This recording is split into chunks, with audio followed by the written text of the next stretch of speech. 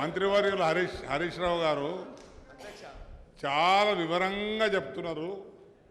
ఇంత టెక్నికాలిటీస్ ఎప్పుడు నేర్చుకునేనా ఇంజనీరా ఏంది కదా మరి మాకు తెలియదు అని అందరూ సంతోషపడి మాట్లాడుతున్నారు తప్ప, అంతేగాని మిమ్మల్ని ఎవరేమనలే. అందరూ అభినందిస్తున్నారు. You go head enlighten us.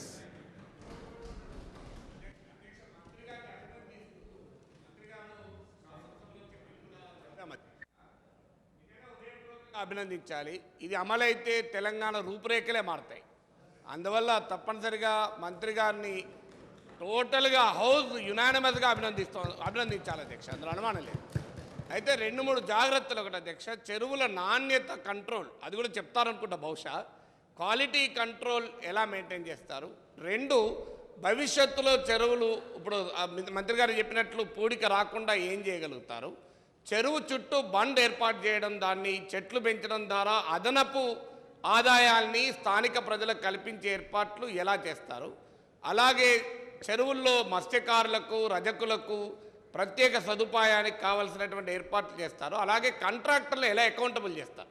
ఇలా చెరువు చేస్తాడు, వెళ్ళిపోతాడు అధ్యక్ష, 2 ఏళ్ల తర్వాత అది ఎటో పోతుంది. ఫైనల్గా ఈ చెరువుల కబ్జాను, ఇప్పుడు మనం పెద్ద ఛాలెంజ్ ప్రభుత్వానికి ఏమొస్తుందంటే చెరువులు కబ్జా అవుతున్నాయి. ఈ కబ్జాల్లో చాలామంది రాజకీయ నాయకులు కూడా స్థానికంగా ఉంటారు. సో ఈ ఒత్తిళ్లను ప్రభుత్వం ఎలా తట్టుకుంటుంది? ఉన్న కబ్జాలు ఎలా తొలగిస్తుంది? భవిష్యత్తులో కబ్జాలు గురి కాకుండా ఎలా చర్యలు తీసుకుంటుంది అధ్యక్ష?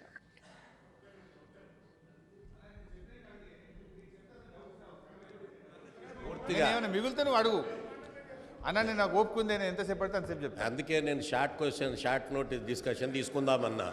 ఉన్న మొత్తము 1 అవర్ నా క్వశ్చన్ అవర్ దీంట్లోనే బాయ్. ముందుగా పెద్దలు గౌరవనీయులు ప్రతిపక్ష నాయకులు డి శ్రీనివాస్ గారికి, మా గౌరవనీయులు సీనియర్ సభ్యులు నాగేశ్వర్ గారికి కృతజ్ఞతలు తెలియజేస్తూ అధ్యక్ష, అయితే ఈ చెరువులు ఈ సంవత్సరానికి మేము గౌరవ సభ్యులకు వ్రాతపూర్వకంగా ఇచ్చాను అధ్యక్ష. సమయం వృధా కాకుండా నేను చెప్పదలుచుకోలేదు దాన్ని.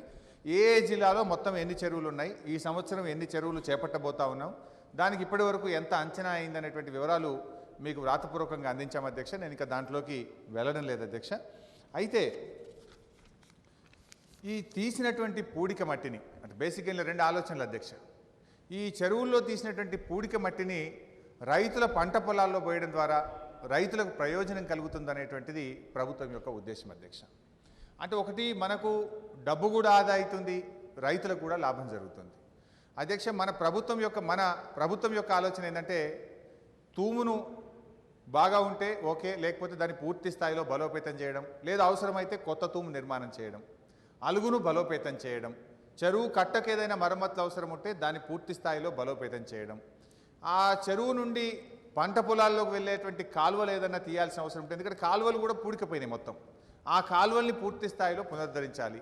చెరువులోకి నీళ్ళు వచ్చేటువంటి కాలువలు కూడా కొన్ని ఉంటాయి, దాన్ని కూడా పూర్తి స్థాయిలో పునరుద్ధరించాలి.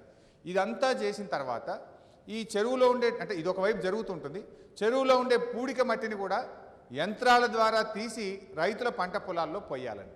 అయితే ప్రభుత్వం మీ అందరి సహకారాన్ని కూడా కోరుతుంది ఏంటంటే అధ్యక్ష, ఈ పూడిక మట్టిని ఏ గ్రామ రైతులైతే స్వచ్ఛందంగా వచ్చి తమ పంట పొలాల్లో కొట్టుకోవడానికి ముందుకు వస్తారో ముందు ఆ చెరువును చేపట్టండి అని మేము చెప్పడం జరుగుతూ ఉంది. ఎందుకంటే ప్రజల భాగస్వామ్యం ఉండాలి. ఇదేదో టీఆర్ఎస్ పార్టీ కార్యక్రమంగానో ఇది ఒక ప్రభుత్వ కార్యక్రమంగానో కాకుండా ఇది ఒక ఉద్యమంలాగా, ఇది ఒక ప్రజల కార్యక్రమంగా, ఇది అన్ని వర్గాల సహకారంతో, అన్ని కులవృత్తుల సహకారంతో ఒక ప్రజా కార్యక్రమంగా జరపాలనేటువంటి ఆలోచన ప్రభుత్వానికి ఉంది. అందుకే దీని పేరు మిషన్ కాకతీయగా పెట్టుకోవడం జరిగింది.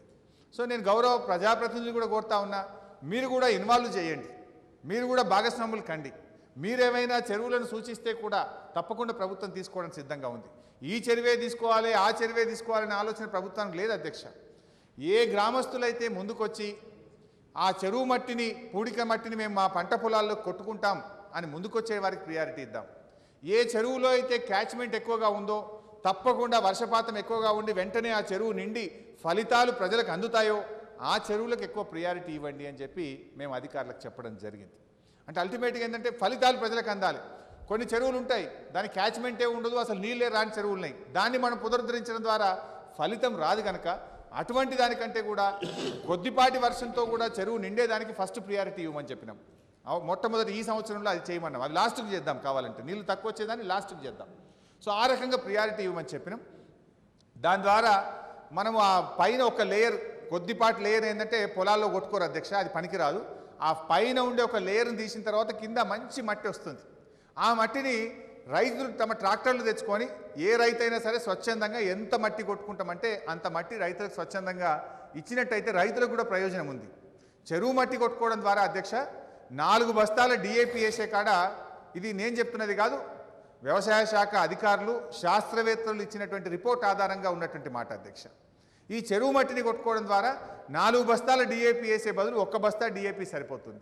4 బస్తాల యూరియా వేసే దగ్గర అర బస్తా 1 బస్తా యూరియానే సరిపోతుంది. అంటే ఆ డిఏపిలో యూరియాలో ఉండేటువంటి లవణాలు ఖనిజాలు ఏవైతే ఉన్నాయో ఈ చెరువు పూడిక మట్టిలో ఉంటాయి కనుక రైతుకు పెట్టుబడి తగ్గుతుంది. ప్రతి సంవత్సరం రైతు తన డిఏపి మీద ఈ రసాయనిక ఎరువుల మీద పెట్టేటువంటి పెట్టుబడిలో రైతుకు కొంత వెసులుబాటు కలుగుతుంది. అంటే ఇది ఒక్కసారి చెరువు మట్టి కొడితే అధ్యక్ష 4 నుంచి 5 సంవత్సరాలు దాని ప్రయోజనం రైతుకు దొరుకుతుంది అధ్యక్ష. అదేవిధంగా దిగుబడి పెరుగుతుంది. ఇప్పటివరకు మనకు శాస్త్రవేత్తలు చెప్పిన దాని ప్రకారంగా మొక్కజొన్న కానీ, పత్తి కానీ, వరి కానీ 20 నుంచి, అంటే మీరు లోడింగ్ ఇప్పుడు ప్రభుత్వం డబ్బుల నుంచి ఇస్తారా రైతులకు? ట్రాక్టర్లు అయితే మీరు అన్నది బాగానే ఉన్నది. ఇంతకుముందు గతంలో కూడా ఇంతకుముందు మనము నీరు కింద పెట్టినప్పుడు అప్పుడు లోడింగ్ ఎంత గవర్నమెంట్ ఇచ్చింది, పొక్లైన్ల కాస్ట్ 14 క్యూబిక్ మీటరు. ఇప్పుడు కూడా ప్రభుత్వం ఆ విధంగా ఏమన్నా లోడింగ్ మీరు రైతులకు ట్రాక్టర్ తెచ్చుకుంటే చేస్తుందా ప్రభుత్వం నుంచి అనేది కొంచెం క్లారిఫై. అయితే అధ్యక్ష ఈ చెరువు మట్టిని పంట పొలాల్లో వేయడం ద్వారా 20 నుంచి 30% దిగుబడి పెరుగుతుంది అధ్యక్ష. 20 నుంచి 30% పంట దిగుబడి కూడా పెరుగుతుంది. తడులు కూడా ఒకవేళ వర్షపాతం తక్కువగా ఉన్నప్పుడు ఈ చెరువు మట్టికి తేమ శాతాన్ని నిలుపుకునేటువంటి గుణం ఎక్కువగా ఉంటుంది కనుక వారానికి 4 తడులు పెట్టాల్సిన చోట 3 తడులు పెట్టినా కూడా పంటను ఆ తేమను కాపాడి పంట ఎక్కువ దిగుబడి రావడానికి కూడా అది ఉపయోగపడుతుంది అధ్యక్ష. అయితే గౌరవ సభ్యులు నర్సారెడ్డి గారు చెప్పినట్టుగా ప్రభుత్వం ఆలోచన ఏంది, మొట్టమొదటిగా తూము, అలుగు, కట్ట మొత్తం మరమ్మతు చేస్తూ, కట్టుగాలువలు, పిల్లగాలువలన్నీ కూడా చేస్తూ ఈ చెరువు మట్టిని ప్రొక్లైన్ పెట్టి పూడిక కూడా ప్రభుత్వమే తీస్తుంది. రైతులు స్వచ్ఛందంగా ముందుకు వచ్చినటువంటి చోట మొదటి ప్రియారిటీ ఇస్తాం. స్వచ్ఛందంగా అంటే తమ ట్రాక్టర్ తీసుకొని వచ్చి రైతులు చెరువు మట్టిని తామ పొలాల్లోకి సొంతంగా తీసుకుపోవాలి. అటువంటి గ్రామానికి ఫస్ట్ ప్రియారిటీ ఇవ్వమంటున్నాం. అప్పుడు రానటువంటి పరిస్థితుల్లో అప్పుడు ప్రభుత్వమే చేస్తుంది. ఆలోచన అయితే, ఎందుకంటే దాన్ని ప్రభుత్వమే చేయాలంటే కొన్ని ఇబ్బందులు ఉన్నాయి టెక్నికల్గా.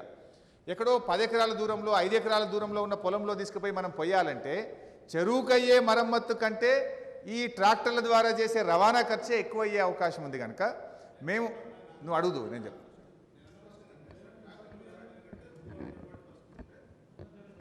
ప్రాబ్లం అవుతుంది. అయితే పొక్లైన్ కనుక ఒకవేళ మనం పొక్లైన్ కాస్ట్ గిట్ట అక్కడ ఉంటే ఎవరన్నా వచ్చి రైతులు ఎవరన్నా స్వచ్ఛందంగా వచ్చి వాళ్ళు ట్రాక్టర్ తీసుకుని వచ్చి ఎత్తుకుతారు. ఎస్ ప్రొక్లైన్ గవర్నమెంటే పెడుతుంది, మిషన్ గవర్నమెంటే పెడుతుంది. ఓన్లీ మట్టిని మాత్రం తీసుకుపోయే ట్రాక్టర్ మాత్రమే రైతులను ముందుకు రమ్మని కోరుతున్నాం. ఎంత మేరకు వీలైతే అంత మేరకు రైతులు వచ్చినట్టయితే ప్రభుత్వానికి కొంత వెసులుబాటు అవుతుంది అనేది. ఎందుకంటే ఎక్కువ పని జరగాలి, క్వాలిటీ ఉండాలి, పారదర్శకత ఉండాలనేటువంటి ఉద్దేశంతో ఈ అవకాశం ఇచ్చినాం. నిజామాబాద్ జిల్లాలో గౌరవ సభ్యులు చెప్పినట్టుగా ఆర్మూరు, బాల్కొండ ఆ ప్రాంతాల్లోనైతే ఇప్పటికీ ప్రతి సంవత్సరం రైతులు ప్రొక్లైన్ కూడా వాళ్ళే పెట్టి తీసుకుపోతూ ఉంటారు. కానీ మనం ఏమనుకుంటున్నామంటే ప్రభుత్వమే ప్రొక్లైన్ పెడుతుంది, మిషన్ గవర్నమెంటే పెడుతుంది, రైతులు స్వచ్ఛందంగా ట్రాక్టర్ల ద్వారా తీసుకుపోతే ఆ గ్రామాలకు ఫస్ట్ ప్రియారిటీ ఇద్దాం. ఎక్కడైనా ఒక గౌరవ సర్పంచ్ గారు, ఆ రైతులు, ఆయకట్టుదారులు ముందుకొచ్చి మా ఊరు చెరువు పెట్టండి మేము తీసుకెళ్తామంటే విల్ గివ్ ఫస్ట్ ప్రియారిటీ. ఎందుకంటే ఉన్న 56,000 దాంట్లో మనం ఈ సంవత్సరం 9,000 తీసుకుంటున్నాం. ఏ 9,000 తీసుకుందాం? ఎక్కడ రైతులు ముందుకు వస్తే, ఎక్కడ ఉత్సాహం ఉంటే, ఎక్కడ నీటి లభ్యత ఎక్కువ ఉంటే, ఎక్కడ వెంటనే ప్రయోజనాలు వస్తాయో వాటిని మొట్టమొదలు తీసుకోవాలనేటువంటిది ప్రభుత్వం యొక్క ఆలోచన. ఇకపోతే ఇది ఈ చెరువు మట్టి విషయంలో. ఇకపోతే ప్రతి నియోజకవర్గ కేంద్రంలో ఒక మినీ ట్యాంక్ బండ్ లాగా కూడా చేద్దాం అనుకున్నాం. ఉదాహరణకు లభ్యత ఎక్కడ ఉంది అనేటువంటిది, ఎక్కడైతే క్యాచ్మెంట్ ఏరియా ఎక్కువ ఉన్నటువంటి చెరువులను ఒక లిస్ట్గా అనౌన్స్ చేసినట్టయితే దానిపైన ప్రయత్నం చేయడానికి అవకాశం ఉంటుంది అధ్యక్ష. వేటికి క్యాచ్మెంట్ ఉంది, వేటికి క్యాచ్మెంట్ ఏరియా లేదు అనేటువంటి ఈ ఉన్న 45,000లో నుంచి వేటికి క్యాచ్మెంట్ ఏరియా ఉంది అనేటువంటి ఆ లిస్ట్ ఒకటి అనౌన్స్ చేస్తే దాని మీద మేము ప్రయత్నం చేయడానికి అవకాశం. అధ్యక్ష, మేము మా ఇంజనీర్లకు ఏం చెప్పినామంటే అధ్యక్ష, వారు చెప్పినటువంటిది ఏ చెరువుల్లో నీటి లభ్యత ఎక్కువ ఉంది ఒకటి, ఇప్పటికే కొన్ని చెరువులు త్రిబుల్ ప్రోగ్రాం కింద చెరువు కట్ట, తూము, అలుగు మరమ్మతు చేసి ఉన్నది 2, వరల్డ్ బ్యాంక్ కింద కొన్ని చెరువులు కట్టా తూము అలుగు చేసి ఉన్నాయి. అవి లిస్టులన్నీ కూడా మీరు గౌరవ ఎమ్మెల్యేలు, ఎమ్మెల్సీలు, మంత్రుల దగ్గరికి తీసుకెళ్ళి ప్రజల ముందు పెట్టి మండల పరిషత్లో కూడా డిస్కస్ చేసి వాళ్ళకు ఇవైతే బాగుంటాయి. ఎందుకంటే ఆల్రెడీ కట్టా తూము అలుగు రిపేర్ అయిన చెరువులో పూడిక తీసినాం అనుకోండి, ఇమీడియట్ రిజల్ట్ ఉంటుంది, 100% అది ఉపయోగపడుతుంది. ఇప్పటికే ఖర్చు పెట్టినటువంటి ఏదైతే ప్రజాధనం ఉందో దాన్ని కూడా యూటిలైజ్ చేసుకునే అవకాశం ఉంటుందని వాటికి ప్రియారిటీ ఇవ్వమని చెప్పినాం. సో ఆ లిస్టులన్నీ కూడా షార్ట్ లిస్ట్ చేసి పెట్టుకున్నారు, వాళ్ళు ప్రతిపాదిన దాంట్లో పెట్టుకున్నారు. ఎట్ ద సేమ్ టైం దాన్ని గౌరవ ప్రజాప్రతినిధులతో కూడా చూపించి వాళ్ళను కూడా ఇందులో ఇన్వాల్వ్ చేయండి అనేటువంటి విషయాన్ని మేము చెప్పడం జరిగింది. మీరు కూడా పిలిచి మీ డెప్యూటీలను ఇవాళ రేపట్లో జాయిన్ అవుతున్నారు, ఏ చెరువులు చేపడుతున్నారు, ఏ ప్రాతిపదికన చేపడుతున్నారని చెప్తే మీకు ఆ పూర్తి సమాచారాన్ని వాళ్ళు అందించడం జరుగుతుంది. ఇకపోతే ప్రతి నియోజకవర్గ కేంద్రంలో కూడా ఒక మినీ ట్యాంక్ బాండ్ కూడా ఏర్పాటు చేద్దామని అనుకున్నాం. ఈ సంవత్సరం నియోజకవర్గానికి ఒక చెరువు. ఇప్పుడు పట్టణ ప్రాంతాల్లో ఉండే చెరువులను మనం పట్టించుకోవడం లేదు, అవి కూడా ఊట చెరువులుగా ఉపయోగపడతాయి. అవి కూడా పూడికతో నిండిపోయినాయి. మనం కొన్ని పట్టణాల్లో చూస్తూ ఉంటాం, ఎంత లోతుపైన 400-500 ఫీట్లు వేస్తే కూడా బోర్లు పడినటువంటి పరిస్థితి పట్టణాల్లో ఉంది. సో ఆ పట్టణం పైకి ఉన్నటువంటి చెరువు, మురికి కాలువల నీళ్లు రానటువంటి చెరువును, పట్టణంలో పైకి ఉన్నటువంటి చెరువును ఒకటి మనం ఒక మినీ ట్యాంక్ బాండ్ లాగా మార్చడం ద్వారా, అంటే ఆ చెరువులో పూడిక తీసి ఆ చెరువును పూర్తి స్థాయిలో పునరుద్ధరిస్తే ఉదయం పూట వాకింగ్ వెళ్ళడానికి ఉపయోగపడుతుంది, సాయంత్రం పూట పిల్లలతో వెళ్ళడానికి ఉపయోగపడుతుంది, కొంత గ్రీనరీ ఉంటుంది.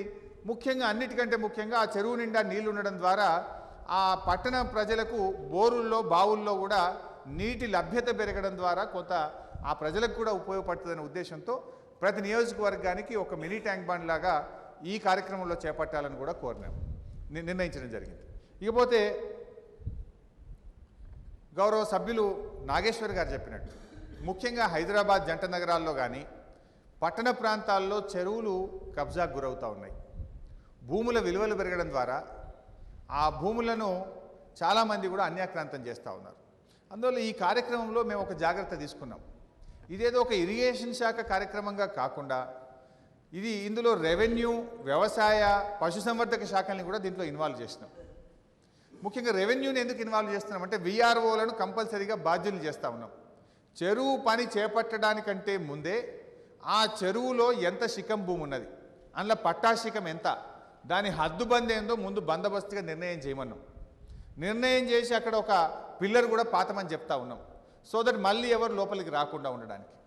అదేవిధంగా దాంతోపాటు ఆ చివరి సరిహద్దుల్లో కొన్ని చెట్లు కూడా పెట్టినట్టయితే 2 ప్రయోజనాలు ఉంటాయి. చెట్లు పెరిగినప్పుడు ఇది హద్దుగా అందరికీ తెలిసిపోతుంది.